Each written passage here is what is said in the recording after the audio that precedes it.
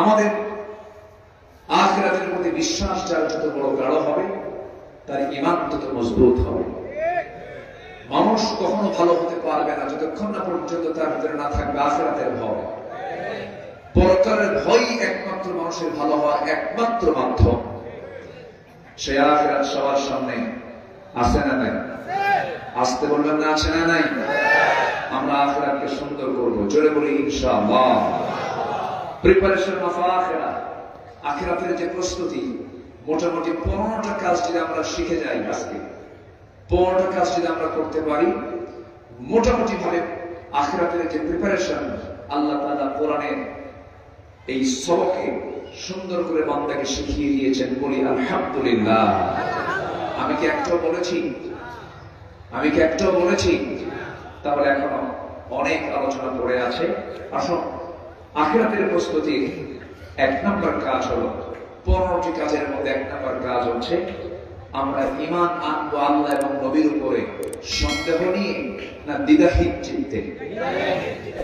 সন্দেহ নিয়ে না দ্বিধাহীন চিত্তে? দ্বিধাহীন চিত্তে আমরা আল্লাহ এবং নবীর প্রতি ঈমান আনবো, যে ঈমানের মধ্যে কোন প্রকার ফাটল থাকবে না, সন্দেহ মুক্ত ঈমান। আল্লাহ রাব্বুল আলামিন বলেন, ইন্নামাল মুমিনুনা আল্লাযীনা আমানু বিল্লাহি ওয়া রাসূলিহি সুম্মা লাম ইয়ারতাবু ওয়া জাহাদু বিআমওয়ালিহিম ওয়া আনফুসিহিম ফি সাবিলিল্লাহ উলাইকা হুমুস সাদিকুন। জোরে বলুন আল্লাহু আকবার। প্রকৃত মুমিন তো তারাই যারা ঈমান আনবে আল্লাহর উপরে, নবীর উপরে, সুম্মা লাম ইয়ারতাবু, যারা সন্দেহ করবে না। নাম্বার 2 হলো ঈমান আনার পরে তারা 2 নাম্বার কাজ হলো ওয়াজাহাদু বিআমওয়ালিহিম ওয়া আনফুসিহিম ফি সাবিলিল্লাহ উলাইকা হুমুস সাদিকুন। জোরে বলুন আল্লাহু আকবার। নাম্বার 2 হলো যারা জিহাদ করবে তাদের মাল দিয়ে এবং জান দিয়ে। কার পথে? আসতে বলবেন না, কার পথে? আল্লাহর পথে যারা জিহাদ করবে, আল্লাহ বলছেন এই 2টা কাজ যারা করবে আমি আল্লাহ তাদের ব্যাপারে খেতাব দিয়ে দিলাম, তারাই হলো সিদ্দিক। জোরে কোন সুবহানাল্লাহ। তারাই হলো সত্যবাদী, যারা ঈমান আনবে এবং যারা জিহাদ করবে। জিহাদ শব্দকে অনেকে এই শব্দকে কানে নিলেই তার নাক শিকায় তোলে, এটাকে অবহেলার চোখে দেখতে চায়। কিন্তু আমার নবীজি 23 বছরের নবুয়তি জিন্দেগি যদি রিসার্চ করা হয়, শেষ 10 বছরের এই দীর্ঘ সময় তার যুদ্ধ পরিচালনা করতে হয়েছে 86টা। কয়টা বলেন তো? 86টা। গড়ে প্রতি বছরে 8 থেকে 9টা যুদ্ধ আমার নবীজির পরিচালনা করতে হয়েছে। আমার নবীজি দিন চলেছে ঘোড়ার পিঠে, রাত কেটেছে বড় জায়নামাজে। নবীজির মাথা থেকে পা পর্যন্ত এমন কোন জায়গা নাই যে জায়গা দিয়ে আমার নবীজির দেহ থেকে রক্ত ঝরে না। আল্লাহু আকবার বলুন।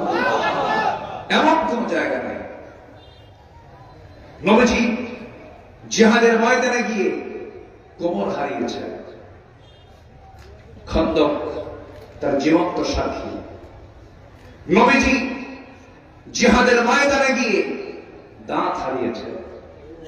মৃত্যুর দিন পর্যন্ত আমার নবীজি 2টা দাঁত ছাড়া কথা বলেছেন। সামনের 2টা দাঁত ছিল। রাসূল যখন মারা যাবেন কোমর সোজা করে দাঁড়াতে পারছেন না। রাসূল বলছেন, আয়েশা, খন্দকে কোমর হারাইছে, আমি দাঁড়াতে পারতেছি না। দিন কায়েমের জন্য যদি বিশ্বনবীর কোমর হারাতে হয়, দিন কায়েমের জন্য যদি বিশ্বনবীর মুখের দাঁত হারাতে হয়, সেই দিন কায়েমের জন্য জান মাল দিতে সবাই রাজি আছেন তো? আল্লাহ কবুল করুন। আল্লাহ কবুল করুন। আমার নবীজি যখনই জিহাদের ডাক দিয়েছেন, সাহাবীরা কি দেরি করেছেন? আসতে বলে দেরি করেছেন? আমাদের সমাজে বহু লোক আছে, যত রক্ত লাগে দেব, প্রয়োজনে লোক পাঠাবো, আমি যাব। কি আছে না নাই বলেন তো, আছে না নাই? আমার নবীজি সবার পেছনে না, সবার আগে। নেতার মধ্যে এমনই হতে হবে। আমার নবীজি যেই সময়ে ডাক দিয়েছেন, শুধু ডাকতেই দেরি হয়েছে, যেতে দেরি হয় নাই। বদর যুদ্ধের দিকে তাকান, উহুদ যুদ্ধের দিকে তাকান। একটা যুদ্ধের কথা আজকে মনে পড়ে গেল। আমার নবীজি যতগুলো যুদ্ধ পরিচালনা করেছেন, জিহাদ পরিচালনা করেছেন, এর মধ্যে সবচাইতে ক্রিটিক্যাল যুদ্ধের ময়দান ছিল মুতার যুদ্ধ। যে যুদ্ধে আমার রাসূল নিজে অংশগ্রহণ করতে পারেন নাই,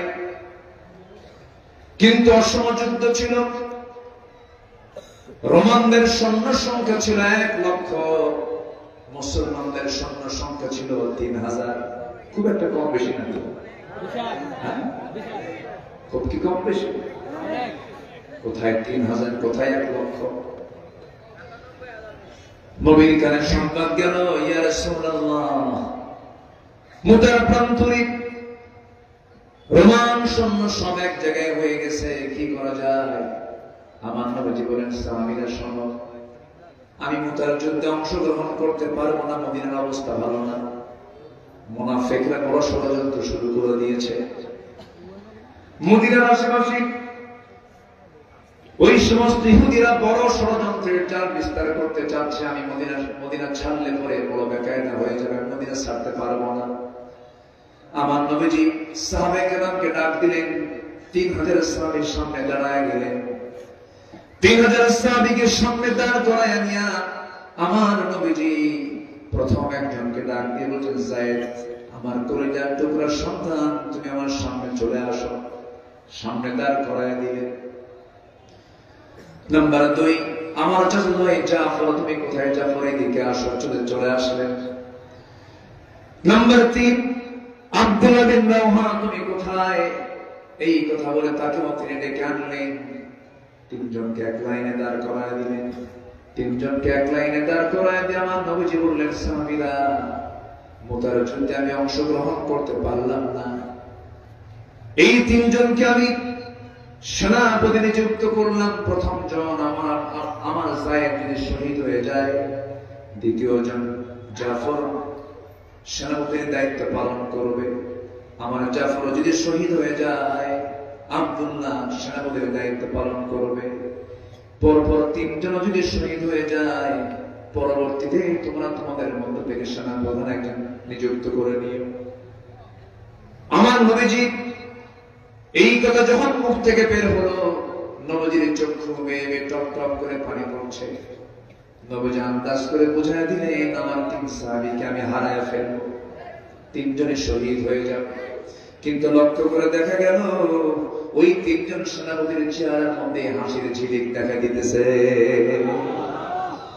মুনাফিকেরা পিছন দিক থেকে 3 জনকে টার্গেট করে বলছে, যায়েদ, জাফর, আব্দুল্লাহ, যুদ্ধে যেও না, কারণ যুদ্ধের সেনাপতি একজন নিযুক্ত হয়, তোমরা 3 জন, মানে তোমরা 3 জন কেউ বাঁচবে না। এই 3 জন সেনাপতি একযোগে বলে ফেলেন, মুনাফিকের বাচ্চারা, আল্লাহর কসম করে বলছি, যুদ্ধে যেতেছি মরার জন্য, যুদ্ধে শহীদ হওয়ার জন্য যাচ্ছি, বাঁচার জন্য যাচ্ছি না রে। ওয়াজাহাদু বিআমওয়ালিহিম ওয়া আনফুসিহিম ফি সাবিলিল্লাহ। আমার বন্ধুগণ, 3000 সৈন্য নিয়ে এই 3 জন সেনাপতি যখন রওনা দিবেন, আমার নবীজি বলে ফেললেন, যায়েদ, যুদ্ধে যেহেতু যাচ্ছ, পরিবার থেকে বিদায় নিয়ে আসো। যায়েদ বলছেন, হুজুর, আমি যাবো কোথায়? আমার যাওয়ার জায়গা নাই। আমি সবার কাছ থেকে বিদায় নিয়েছি, আপনি আমাকে শেষবারের মতো বিদায় দিয়ে দেন। যায়েদ বিদায় নিলেন। রাসূল বলছেন, চাচাতো ভাই জাফর, আমি সিনাই হিজরত করেছিলাম, পরিবারকে সময় দিতে পারো নাই, যাও তোমার বউয়ের কাছ থেকে বিদায় নিয়ে আসো। সাইয়েদনা জাফর বিন আবু তালিব বলেন, ইয়া রাসূলুল্লাহ, আপনি যদি আমাকে না বলতেন আমি নাই যেতাম, যেহেতু বলেছেন না গেলে কেমন হয় এই জন্য যাচ্ছি। বাড়িতে চলে গেলেন, একদম নরমাল স্বাভাবিকভাবে ঘরের মধ্যে ঢুকলেন। ছোট্ট দুইটা সন্তান ছিল, ছেলে। দুই উরুতে রাখলেন, স্নেহ দিলেন, আদর করলেন, চুম্বন দিলেন। সন্তান দুইটা কোলের মধ্যে নিয়ে বউটাকে ডাক দিয়ে বলছেন, বউ রে কাছে আসো। হাতের সঙ্গে হাত লাগাই দিয়ে বলছে, বউ আমার জন্য দোয়া করো। মুতার যুদ্ধের সেনাপতি আমি নিযুক্ত হয়েছি, আমি যেন শহীদ হয়ে আল্লাহর জান্নাতের মেহমান হতে পারি। এই কথা বলার সঙ্গে সঙ্গে বউয়ের চোখে পানি টলমল করছে। চোখের পানি দেখে জাফর বলছেন, বউ আমার, আমি চাইলাম তোমার কাছে দোয়া, তুমি আমার জন্য কাঁদো কেন, কি হয়েছে? তিনি বলছেন, আমার স্বামী, আল্লাহর কসম করে বলি, যুদ্ধে যেতে বারণ করি নাই, যুদ্ধে আপনি যাবেন না, কেন যান, যুদ্ধ করে আসেন, কিন্তু আপনি শহীদ হবেন এমন দোয়া আমি করবো না, কারণ এই যে সন্তানগুলো আপনি মরে গেলে শহীদ হলে এতিম হয়ে যাবে। যুদ্ধে চলে যান, কিন্তু আমি আপনার জন্য দোয়া করি আল্লাহ তাআলা আপনাকে গাজী করে আবার ফিরে আনো। জাফর বিন আবু তালিবের মধ্যে সরলের তামান্না তখন টকবক করছে। সাইয়েদনা জাফর করলেন কি? হঠাৎ করে তিনি কোষবদ্ধ তরবারি কোষমুক্ত করলেন। স্ত্রী একটা হাত টান মেরে ধরে তরবারির উল্টা দিক দিয়ে স্ত্রীর হাতে মৃদু আঘাত করে বলছেন, আমার বউরে, এই যে তরবারি দিয়ে তোমার আগায় আঘাত করলাম, হাতে আঘাত করলাম, হাতটা কাটছে নাকি না, কেন কাটে নাই? উল্টা দিকে মেরেছে, এই জন্য হাত কাটলো না। এবার তিনি বলছেন, আমার স্ত্রী, তুমি আমার জন্য এতক্ষণ ধরে যে দোয়াগুলো করছো, এই দোয়াগুলো সম্পূর্ণ উল্টা দোয়া। আমার নাকের মধ্যে আমি জান্নাতের ঘ্রাণ পেতেছি, আমি শহীদ হয়ে যাব, আমি বাঁচবো না, আমি দুনিয়া থেকে বিদায় হয়ে যাব। সেনাপতি তিনজন, আমার আগে একজন, পরে আরেকজন, আমি নিশ্চিত আমি শহীদ হয়ে যাবো, আমার জন্য দোয়া করো। ওই যে সর্বশেষ কথা বললেন, এরপরে ঘর থেকে একটা দৌড় মারলেন, দৌড় মেরে রওনা দিলেন। পিছন থেকে ছোট্ট ছোট্ট বাচ্চাগুলো কাটা কবুতরের মতো ছটফট করছে, আব্বা আব্বা বলে ডাকতেছে। ইতিহাস বলে একটা বারের জন্য জাফর তাকান না, জাফর দৌড় মেরে জান্নাতের দরজার দিকে চলে গেছে। জোরে বল সুবহানাল্লাহ, আরো জোরে বল সুবহানাল্লাহ। নাম্বার 3 সেনাপতি আব্দুল্লাহ বিন রাওহা নতুন বিয়ে করেছেন, বাসর ঘর হয় নাই, সুদাপ্ত হয়েছে, ইজাব কবুলটা হয়ে গেছে। যখন যুদ্ধের সংবাদ চলে এলো কানে, হাতের মধ্যে রং লাগানো, বাসর ঘর, রাত্রেবেলা ফুলসজ্জার রাত, ঘরের মধ্যে ঢুকলেন না। বিকালবেলা যে ঘরে বউটা বসে আছে, সেই ঘরের দরজার পিছন থেকে সেকলটা লাগায় দিয়া বউকে পিছন থেকে বাইরে থেকে ডেকে ডেকে বলছে, বউ আমার, যুদ্ধের ডাক এসেছে, জিহাদে চলে যাচ্ছি, আমার জন্য দোয়া করো, আমি যেন জিহাদে অংশগ্রহণ করে শহীদ হয়ে জান্নাতে যেতে পারি। ভিতর থেকে স্ত্রী জবাব দেয়, আল্লাহর কসম করে বলি, প্রেম নিবেদন করব না, সময় ক্ষেপণ করব না, একটাবার একটু ভিতরে আসো, আমার চক্ষু দিয়ে আমার বৈধ স্বামীকে একটা নজর একটু ভালো করে দেখে নেই। কেন? কিয়ামতের দিন হাসরের ময়দানে অসংখ্য লোকের মাঝখান থেকে যেন আমি আপনাকে স্বামী বলে চিনতে পারি, এই জন্য আমি আপনাকে একটা বার দেখতে চাই। এবারে জবাবে আব্দুল্লাহ বলছেন, আমার স্ত্রী, এমন নেক নিয়ত তোমারও যদি হয়ে থাকে, আমি যদি তোমার জীবনের শেষ স্বামী হয়ে থাকি, তাহলে হাসরের ময়দানে তোমার মাঝে আমার মাঝে পরিচয় করে দেওয়ার জন্য দায়িত্ব কেউ নয়, আমার আল্লাহ নিজে নিয়ে নিবে।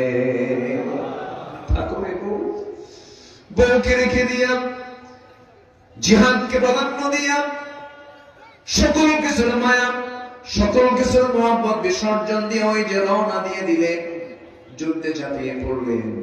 প্রথম সেনাপতি শহীদ হয়ে গেলেন, দ্বিতীয় সেনাপতি শহীদ হয়ে গেলেন, 3 নম্বর সেনাপতি কালেমার ঝান্ডা হাতের মধ্যে নিলেন। এক কাফের এসে তার ডান হাতে মেরে দিল, ঝান্ডা বাম হাতে নিয়ে নিলেন, বাম হাত কেটে ফেলে দিল, কর্তৃত অংশ দিয়া জাপটে ধরে কালেমার পতাকা মুখের মধ্যে কামড় মেরে ধরলে। ডান পা কেটে ফেলে দিয়েছে, বাম পা কেটে ফেলে দিয়েছে, মস্তকটা কেটে ফেলে দিয়েছে, মাথা পড়ে আছে, কিন্তু ওই যে শক্ত করে কামড় মেরে ধরেছেন কালিমার ঝান্ডা, একটাবার জমিনে ফেলতে দেন নাই। দূর থেকে 4 নম্বর সেনাপতি খালিদ বিন ওয়ালিদ রাদিয়াল্লাহু তাআলা দূর থেকে দেখতেছে কে যেন কালিমার ঝান্ডা উঁচু করে ধরে আছে। দৌড় মেরে যে দেখে কেউ ধরে নাই, আব্দুল্লাহ বিন রাওয়া মুখের মধ্যে কামড় মেরে কালিমার ঝান্ডা ধরে আছে। কাছে গিয়ে বলছেন, ভাই রে, কালিমার ঝান্ডাটা দাও। কালিমার ঝান্ডা হাতে আসে না, মাথা সহ চলে আসে। কানের মধ্যে মুখ ঢোকায় বলে, ও আব্দুল্লাহ রে, আমি হলাম মুতার যুদ্ধের 4 নম্বর সেনাপতি। মুখ খুলে গেছে, কালিমার ঝান্ডা হাতের মধ্যে নিয়ে নিয়েছে। যুদ্ধ শুরু করে দিলেন। আব্দুল্লাহ বিন রাওয়ার পরে খালিদ বিন ওয়ালিদ 3000 সৈন্য নিয়ে যুদ্ধ আবার শুরু করলেন। এমন জোরে ঘোড়া চালায় দিলেন, ঘোড়া চালায় দেওয়ার মধ্য দিয়ে বালুর মাঠ অন্ধকার হয়ে গেল ঘোড়ার আঘাতে। যুদ্ধের কৌশল তৈরি করে খালিদ বিন ওয়ালিদ একা সেই যুদ্ধের ময়দানে 1টা নয়, 2টা নয়, 3টা নয়, খালিদ বিন ওয়ালিদ 8টা তরবারি ভেঙে চুরমার করে দিলেন। খালিদ বিন ওয়ালিদ জীবনে যুদ্ধ করেছেন প্রায় 250। কতগুলো? 250 যুদ্ধ করেছেন। ইন্তেকাল হয়েছে তার বিছানায়। কোথায়? বিছানায়। আপনি মরতে চাইলে মরতে পারবেন না। আপনি রক্তাক্ত হতে চাইলে আপনি রক্তাক্ত হতে পারবেন না। অথচ কোন সাহাবী জীবনে একবার যুদ্ধে গেছেন, একবারে শহীদ হয়ে জান্নাতে চলে গেছেন। এটা নসিব। খালিদ বিন ওয়ালিদ 250 বেশি যুদ্ধ করলেন।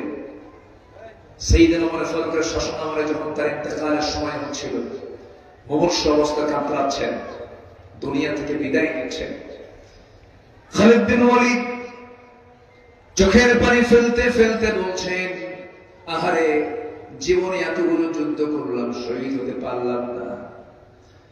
আমার গা থেকে 1 ফোঁটা রক্ত পর্যন্ত যুদ্ধে ঝরাতে পারলাম না। কত বন্ধু শহীদ হয়ে দুনিয়া থেকে বিদায় নিল, আমার কপালটা এমন।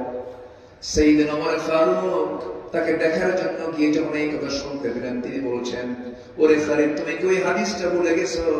ওয়াইম্মা তাআলা ফিরাশিহি, যদি কোনো বান্দা জিহাদের তামান্না লালন করে যদি দুনিয়া থেকে যদি বিছানাও মারা যায়, আল্লাহ তাআলা তাকে শহীদের দরজা তাকে দান করে দেয়। খালিদ বিন ওয়ালিদ সেই মুতার যুদ্ধ থেকে বিজয়ী বেশে নবীর সামনে গিয়ে দাঁড়ালেন। নবীজি ইতিমধ্যে সংবাদ পেয়েছেন, চলে গেছেন পালক পুত্র যায়েদের বাড়িতে। ওসামা ইবনে যায়েদ রাদিয়াল্লাহু আনহুকে কোলের মধ্যে নিয়ে বলছেন, ওসামার মা, আমার যায়েদ জান্নাতের পাখি হয়ে জান্নাতের মধ্যে উড়ে বেড়াতেছে।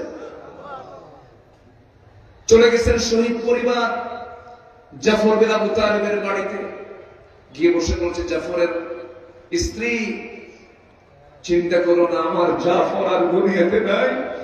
আমি আমার নবুয়তের চোখে দেখতে পাচ্ছি আমার জাফর জান্নাতের পাখি হয়ে জান্নাতের মধ্যে উড়ে বেড়াতেছে।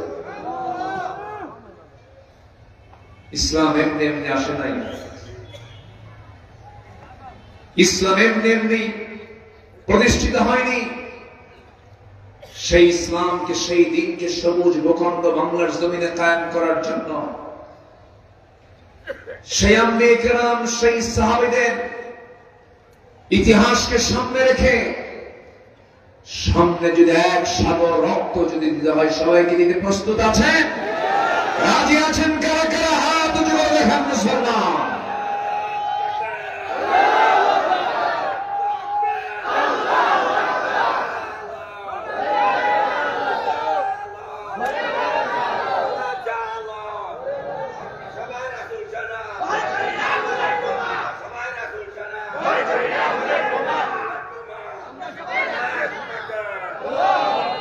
আল্লাহ কবুল করুন, জোরে বলে আমিন। আরো জোরে আমিন।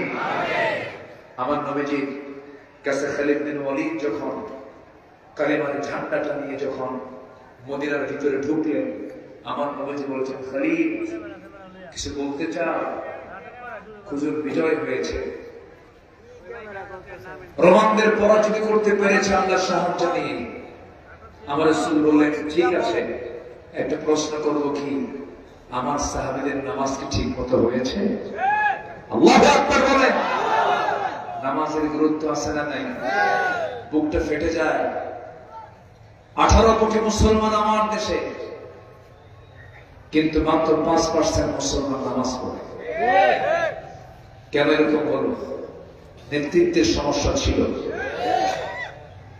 যদি আজ আমার দেশের নেতৃত্ব যদি নামাজের ব্যাপারে তাকিদ দিত, সব দল যদি বলতো দল করতে হলে নামাজ পড়তে হবে, এই দেশে কোনো বেনামাজি থাকতো না। যে দল নামাজের কথা বলে না, যে দল পরকালকে ভয় দেখায় না, যে দল পরকালীন জবাবদিহিতার কথা বলে না, যে দলের নেতা তোমার ওই যুবক তোমার হাতে মদের বোতল তুলে দেয়, তোমার হাতে নারী তুলে দেয়, তোমার হাতে অস্ত্র তুলে দেয়, ওই সমস্ত নেতৃত্বের মুখে আমরা জুতা মারি, থুতু মারি।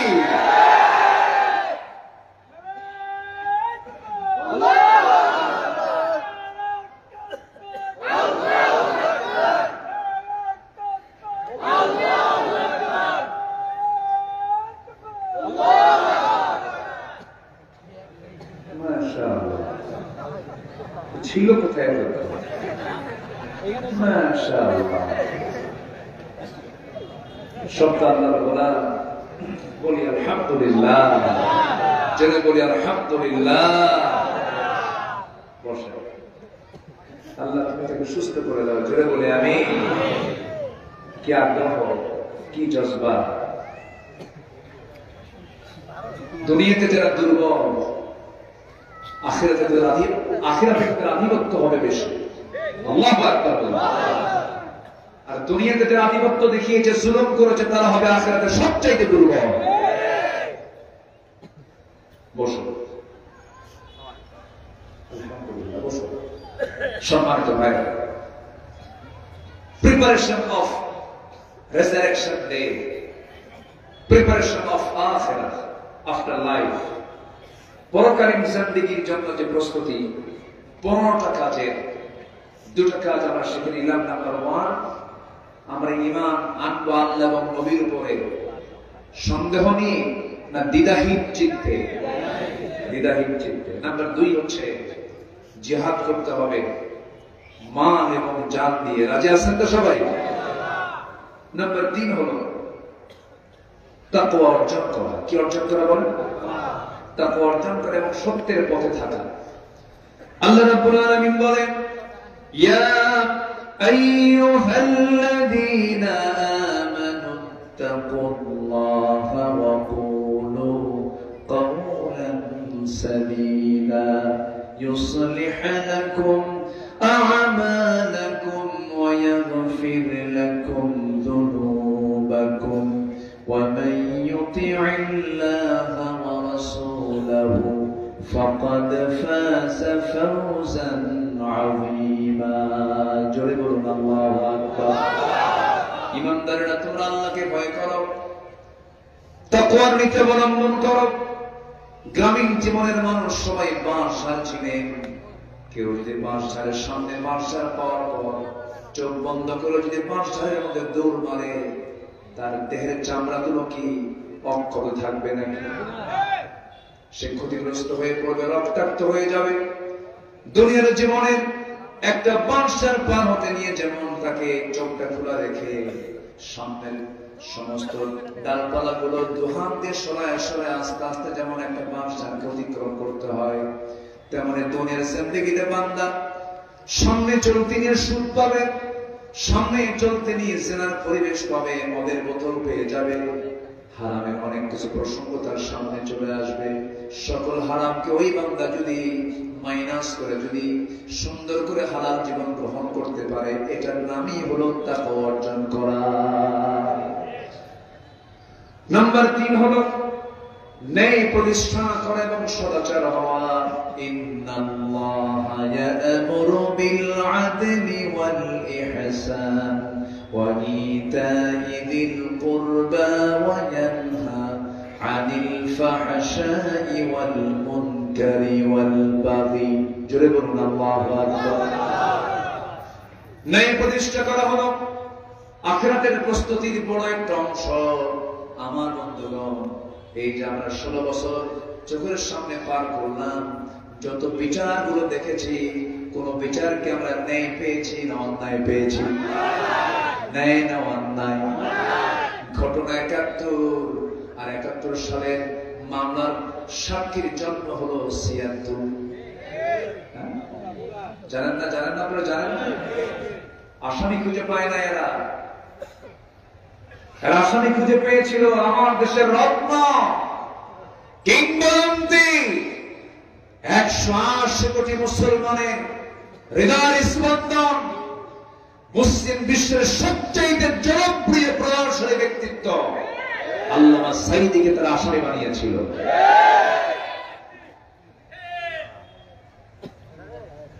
সম্মানিত বন্ধুগণ, এই তাফসীর মাহফিলের প্ল্যাটফর্ম থেকে আমরা জানান দিতে চাই, আল্লামা সাঈদীকে 2023 সালের 13 আগস্ট কাশিমপুর কারাগার থেকে চিকিৎসার নাম করে হসপিটালে ভর্তি করে কসাই ডাক্তারদের দিয়ে পয়জনিং করে পরিকল্পিতভাবে যারা হত্যা করেছে, সেই হত্যার দৃষ্টান্তমূলক শাস্তি আমরা দাবি করছি। রাজি আছেন কারা কারা? হাত তুলে দেখা।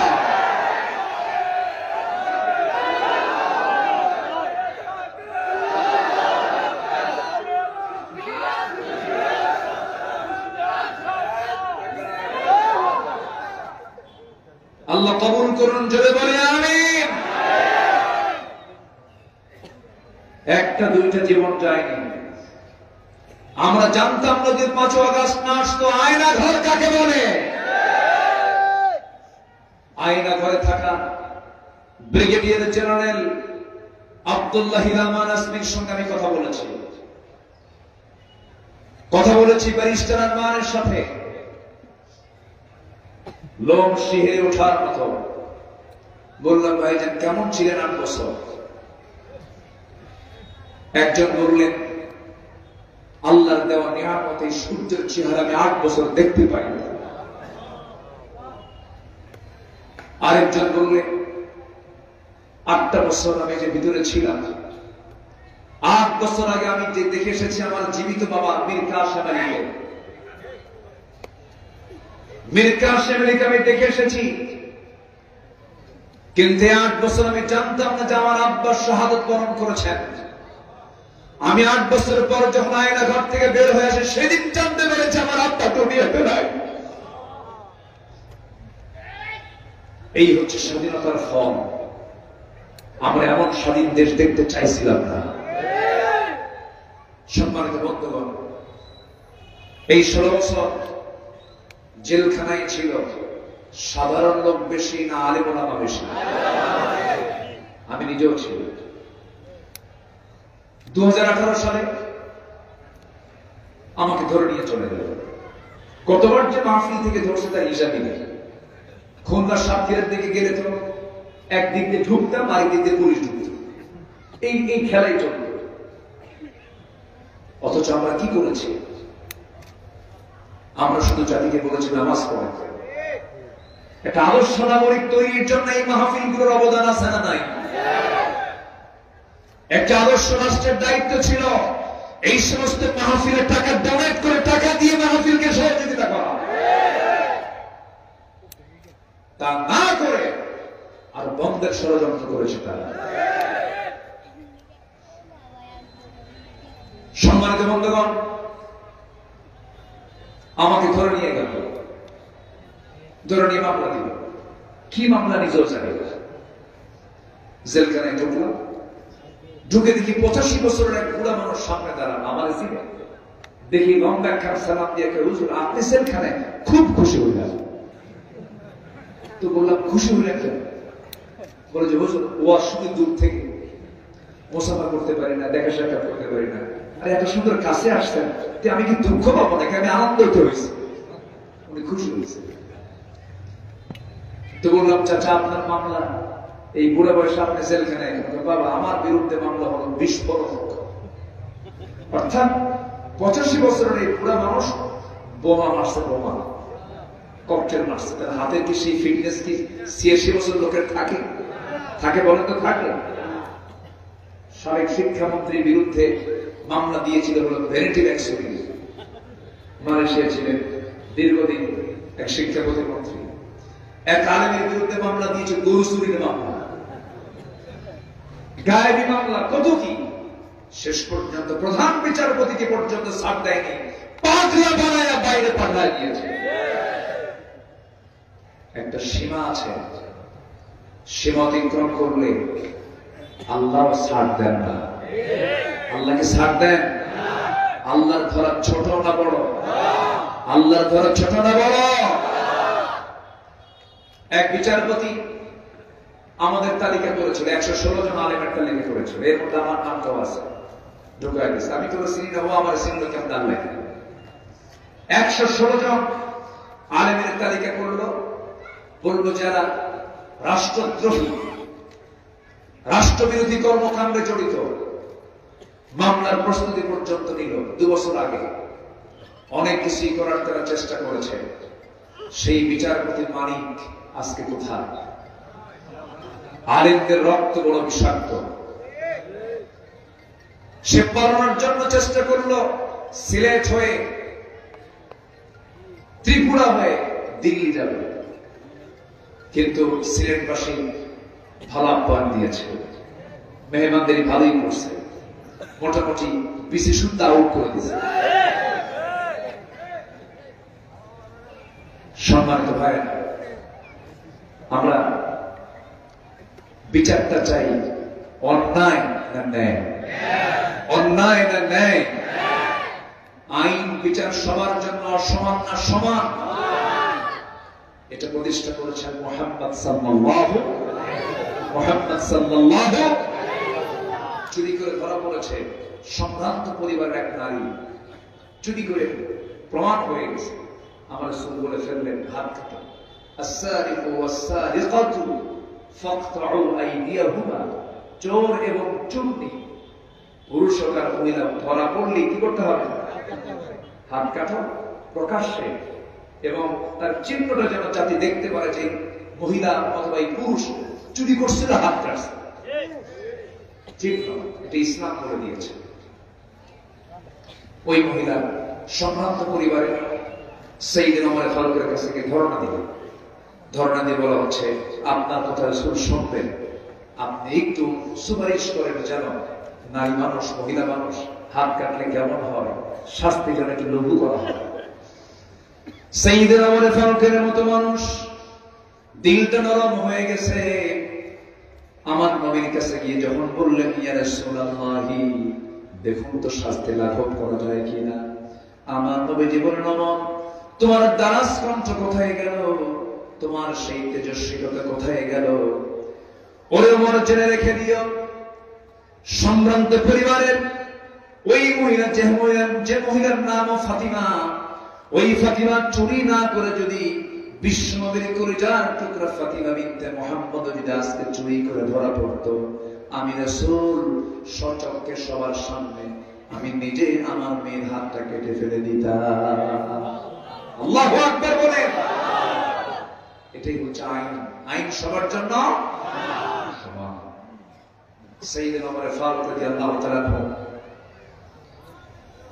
একদিন ঘোড়া কিনতে গেছেন। কি কিনতে গেছেন? ঘোড়া। ওই সময় এখন যেমন গাড়ি কিনতে যায়, এখন যেমন হোন্ডা কিনতে যায়, ওই সময় কি কিনতে যেত? আস্তা বলে 4, 5, 6, 7টা ঘোড়া থাকতো। আমার নবীজির ঘর, আমার নবীজির আস্তা বলে থাকতো 7 থেকে 8টা সবচেয়ে তাগড়া ঘোড়াগুলো থাকতো। নবীজি সে ঘোড়াগুলো ইউজ করছেন। তো ঘোড়া কিনতে গেছেন, ঘোড়া কিনেছেন, টাকাও দিয়েছেন, লেনদেন হয়ে গেছে। সাইয়েদনা ওমর ফারুক সেই কৃত কেনা ঘোড়া নিয়ে ঘোড়ার পেটে চড়েছেন, একটু দাবড়াচ্ছেন। 4-5 মাইল দৌড়ানোর পর ঘোড়ার 4টা পাই অকেজ হয়ে গেছে। উনি তো রাগ করলেন, রাগ করে বললেন, এই ঘোড়া বিক্রি দেন। কি ঘোড়া দিলা? ঘোড়া তো সব অকেজ হয়ে গেছে, 4টা পাই তো অকেজ হয়ে গেছে, শুধু বসে গেছে। এই ঘোড়া আমি নেব না, ঘোড়াটা তুমি ফেরত নাও, আমাকে টাকা দিয়ে দাও। ঘোড়া বিক্রেতা বলছে, আমিরুল মুমিনিন, আমি আপনাকে যেটা বলবো, এই ঘোড়াটা আমি যখন আপনাকে দিয়েছি তখন আমি আপনাকে সুস্থ ঘোড়া দিয়েছি, আপনি আমাকে টাকাও দিয়ে দিয়েছেন, মালিকানা আপনার কাছে পূর্ণ যাওয়ার পর ঘোড়া অসুস্থ হয়েছে, সেই অসুস্থ ঘোড়া আপনি আমাকে ফেরত দিবেন, এই ঘোড়া আমি নেব। ওমর ফারুক বললেন, তাহলে কেন আমি নেব, কেন তোমাকে ফেরত দিতে হবে? শেষ পর্যন্ত ঘোড়া বিক্রেতা বলছে, ঠিক আছে, আপনিও ঠিক নাই, আমিও ঠিক নাই, চলুন আমরা আদালতে যাই। এক সাধারণ ঘোড়া বিক্রেতা বলতেছে, কোথায় যাই, কোথায় যাই? কাকে বলতেছে? ওমর কি সাধারণ মানুষ? সাধারণ মানুষ। অর্ধ দুনিয়ার তিনি শাসনকর্তা, 40টা রাষ্ট্রের তিনি রাষ্ট্রপ্রধান, যার নাম শুনে রংপারস্য থরথর করে কাঁপে, তাকে একজন সাধারণ ঘোড়া বিক্রেতা করে, চলেন আমরা আদালতে যাই। সেই দিন আমার ফারুক বলেন, তাই তো, আমি তো এখানে প্রভাব খাটাতে পারবো না, চল আদালত যা বলে তাই হবে। আদালতে চলে গেলেন, মামলার বাদী একজন ঘোড়া বিক্রেতা নিয়ে চলে গেছে। আদালত চত্বরে চলে গেলেন। খলিফা ওমর ফারুক যখন আদালত কক্ষের মধ্যে ঢুকলেন, ঢোকা মাত্রই ভিতর থেকে বিচারপতির চেয়ারে বসা যে বিচারপতি তৎক্ষণাৎ দাঁড়ায় গেছেন। দাঁড়ায় গিয়ে বলছেন, আমিরুল মুমিনিন, আপনি এই জায়গায় কেন? এমন জায়গায় আপনার আগমন কি হয়েছে বলুন? তিনি বলছেন, বিচারপতি, আমি ওমর, আমাকে দেখো না, আমাকে একজন সাধারণ ব্যক্তি হিসেবে চিহ্নিত করো, তোমার চেয়ারে তুমি বসো। একটা সমস্যা হয়েছে, সেই সমস্যা নিয়ে আদালতে হাজির হয়েছি। মামলার বাদী হলো এই ঘোড়া বিক্রেতা। শোনো, ঘোড়া বিক্রেতার কাছ থেকে শুনলো, সাইয়েদনা ওমর ফারুকের কাছ থেকেও বিচারপতি শুনলেন। দুইজনের বক্তব্য শোনার পরে বিচারপতির আসন থেকে বিচারপতি বলছেন, আমিরুল মুমিনিন, আপনি আমার খলিফা, অর্ধজাহানের খলিফা, আমি আপনাকে সম্মান করছি, কিন্তু আজকের বিচারের রায়টা আমি আপনার পক্ষে দিতে পারবো না, সম্পূর্ণ রায় চলে যাবে ওই ঘোড়াওয়ালার পক্ষে। সুবহানাল্লাহ। সাইয়েদনা ওমর ফারুক বলেন, একটু বুঝায় খাও, তুমি তো বিচার করতে, একটু বুঝায় বলো, তাছাড়া বুঝি নেই তো। সেই বিচারপতির নাম হলো কাজী সুরাইহ ইবনুল হারিস আল কিন্দি রাহমাতুল্লাহ আলাইহি। তিনি দীর্ঘদিন বিচারপতির দায়িত্ব পালন করেছেন। শুধু ওমর ফারুক না, সাইয়েদনা আলীর মতো ব্যক্তির বিরুদ্ধেও তিনি রায় দিয়ে তিনি সাহসিকতার পরিচয় দিয়েছেন। ওমর ফারুক বললেন, কি আমার ভুল বলেন? এবার তিনি বলছেন, আমিরুল মুমিনিন, আপনি আমার সামনে অবস্থান করে কথা বলছেন, এই যে আপনি আমার সামনে সুস্থ অবস্থায় দাঁড়িয়ে থেকে কথা বলতেছেন, এই আদালত চত্বর থেকে বাড়ি পর্যন্ত ফিরতে পারবেন তার গ্যারান্টি আপনি দিতে পারবেন নাকি না? সুস্থতা অসুস্থতা যখন তখন আসতে পারে। আপনি সুস্থ ঘোড়া সব কিছু দেখে শুনে কিনে নিয়েছেন, টাকা পয়সার লেনদেন হয়ে গেছে, টাকা পয়সার লেনদেন হওয়ার পরে আপনার মালিকানায় যাওয়ার পর ঘোড়া যদি অসুস্থ হয়ে যায়, তার সম্পূর্ণ দায় আপনাকে নিতে হবে, ঘোড়া বিক্রেতার কাঁধে যাবে না। সাইয়েদনা ওমর ফারুক শুনলেন, মুস্কি মুস্কি হাসি দিয়ে চলে গেলেন বাড়িতে। পরের দিন একদম মন্ত্রণায় বসলেন, মজলিসে শুরার বৈঠকে বসে বললেন, গতকালকে এক আশ্চর্য বিচারপতি পাইছি, এত সাহস, আমি ওমর আমার বিরুদ্ধে রায় দেয়, ওরে আঞ্চলিক বিচারপতি না বানায় ওরে চিফ জাস্টিস বানায় দাও। আল্লাহু আকবার বলবেন, জোরে বলেন আল্লাহু আকবার। তাহলে খলিফার বিরুদ্ধে রায় দেওয়াতে বিচারপতি ডিমোশন হয় না প্রমোশন হয়? আর আমার দেশে যদি এমন কোন রায় যায়, ওরে পাগলা বানায় বাইরে পাঠায় না, ঠিক কিনা? আমরা এই চিত্র দেখতে চাই না, আমরা আদালতকে একটা নিরপেক্ষ প্ল্যাটফর্ম দেখতে চাই, ঠিক কিনা? আল্লাহ কবুল করুন। দুনিয়াতে যার বিচার ঠিক থাকবে, আখিরাতে তার বিচার ঠিক থাকবে। দুনিয়াতে যার ওজন ঠিক থাকবে, আখিরাতে তার ওজন ঠিক থাকবে। ওয়াকিমুল ওয়াজনা বিল কিসতি ওয়া লা তুখসিরুল মিজান। নাম্বার 4, আখিরাতের প্রস্তুতির জন্য 4 নাম্বার কাজ হলো দ্বীনের সঠিক ইলম অর্জন করতে হবে। শিক্ষা তো দুনিয়া জুড়েই চলছে, এমন শিক্ষা পায়জামা নাই, এমন শিক্ষা আদর্শ নাই, এমন শিক্ষা চরিত্র নাই, আমাকে দেখতেছি না, এমন শিক্ষা মার জানাজায় যাওয়ার সময় সন্তানের নাই, এমন শিক্ষা ডাক্তার হয়েছে, ইঞ্জিনিয়ার হয়েছে, সে এলিয়েট শ্রেণী ধানমন্ডি বাড়িধারা গুলশান ডিরেক্টরে থাকে, আর মা থাকে গাজীপুরের বৃদ্ধাশ্রমে। আছে না নাই? যে শিক্ষা তোমার মাকে সেবা করতে শিখায় নাই, সে শিক্ষার মুখে আমরা থুতু মারি। কথা কি ক্লিয়ার? সন্তান শিক্ষিত করতে হবে, কিন্তু সেই শিক্ষার সাথে দিতে হবে নৈতিকতার শিক্ষা। কিসের শিক্ষা বলেন? সেই নৈতিকতা আসবে হলো কি থেকে বলেন তো? আসতে বলবেন না, কি থেকে আসবে? কোরআন থেকে আসবে। আমরা সন্তানদেরকে কোরআন শিখাবো, সবার পরে না সবার আগে। সন্তানকে হাফেজ বানান, জজ হবে হাফেজ জজ, ডাক্তার হবে হাফেজ ডাক্তার, ইঞ্জিনিয়ার হবে হাফেজ ইঞ্জিনিয়ার। এখন বহু মাদ্রাসা আলহামদুলিল্লাহ মোটামুটি আমার দেশে অনেক জায়গায় ওপেন হচ্ছে, চালু হচ্ছে। আমি নিজেও চালু করেছি, আমি নিজেও একটা উদ্যোগ নিয়ে চালু করেছি। এবছর 11 বছর পার হবে, তার হিফজ কমপ্লিট হবে, বাংলা ইংরেজি সাধারণ যত সাবজেক্ট সব স্বাভাবিকভাবে তার পড়া চলবে, এবং এই দিক থেকে তার 30 পারা কোরআন পরিবেশের মধ্য দিয়ে তার 30 পারা কোরআন তার হিফজ সম্পর্ক হয়ে যাবে। আপনার সন্তান হাফেজ হওয়ার পরে সে ডাক্তার হোক, ইঞ্জিনিয়ার হোক, জজ হোক, ব্যারিস্টার হোক, এমপি হোক, রাজনীতিবিদ হোক, যা হয় হোক, সিনার মধ্যে কোরআন আছে, কোরআন আপনার সন্তানকে পাহারা দেবে। বলি আলহামদুলিল্লাহ, জোরে বলি আলহামদুলিল্লাহ। কিন্তু ভার্সিটির চিত্র আমরা কি দেখেছি? ভার্সিটির চিত্র শিক্ষক ছাত্রকে পিটায় না, ছাত্র শিক্ষককে পিটায়। হাফেজ হওয়ার পরে সে ডাক্তার হোক, ইঞ্জিনিয়ার হোক, জজ হোক, ব্যারিস্টার হোক, এমপি হোক, রাজনীতিবিদ হোক, যা হয় হোক, সিনার মধ্যে কোরআন আছে, কোরআন আপনার সন্তানকে পাহারা দেবে। বলি আলহামদুলিল্লাহ, জোরে বলি আলহামদুলিল্লাহ। কিন্তু ভার্সিটির চিত্র আমরা কি দেখেছি? ভার্সিটির চিত্র শিক্ষক ছাত্রকে পিটায় না, ছাত্র শিক্ষককে পিটায়। হাফেজ হওয়ার পরে সে ডাক্তার হোক, ইঞ্জিনিয়ার হোক, জজ হোক, ব্যারিস্টার হোক, এমপি হোক, রাজনীতিবিদ হোক, যা হয় হোক, সিনার মধ্যে কোরআন আছে, কোরআন আপনার সন্তানকে পাহারা দেবে। বলি আলহামদুলিল্লাহ, জোরে বলি আলহামদুলিল্লাহ। কিন্তু ভার্সিটির চিত্র আমরা কি দেখেছি? ভার্সিটির চিত্র শিক্ষক ছাত্রকে পিটায় না, ছাত্র শিক্ষককে পিটায়। হাফেজ হওয়ার পরে সে ডাক্তার হোক, ইঞ্জিনিয়ার হোক, জজ হোক, ব্যারিস্টার হোক, এমপি হোক, রাজনীতিবিদ হোক, যা হয় হোক, সিনার মধ্যে কোরআন আছে, কোরআন আপনার সন্তানকে পাহারা দেবে। বলি আলহামদুলিল্লাহ, জোরে বলি আলহামদুলিল্লাহ। কিন্তু ভার্সিটির চিত্র আমরা কি দেখেছি? ভার্সিটির চিত্র শিক্ষক ছাত্রকে পিটায় না, ছাত্র শিক্ষককে পিটায়। হাফেজ হওয়ার পরে সে ডাক্তার হোক, ইঞ্জিনিয়ার হোক, জজ হোক, ব্যারিস্টার হোক, এমপি হোক, রাজনীতিবিদ হোক, যা হয় হোক, সিনার মধ্যে কোরআন আছে, কোরআন আপনার সন্তানকে পাহারা দেবে। বলি আলহামদুলিল্লাহ, জোরে বলি আলহামদুলিল্লাহ।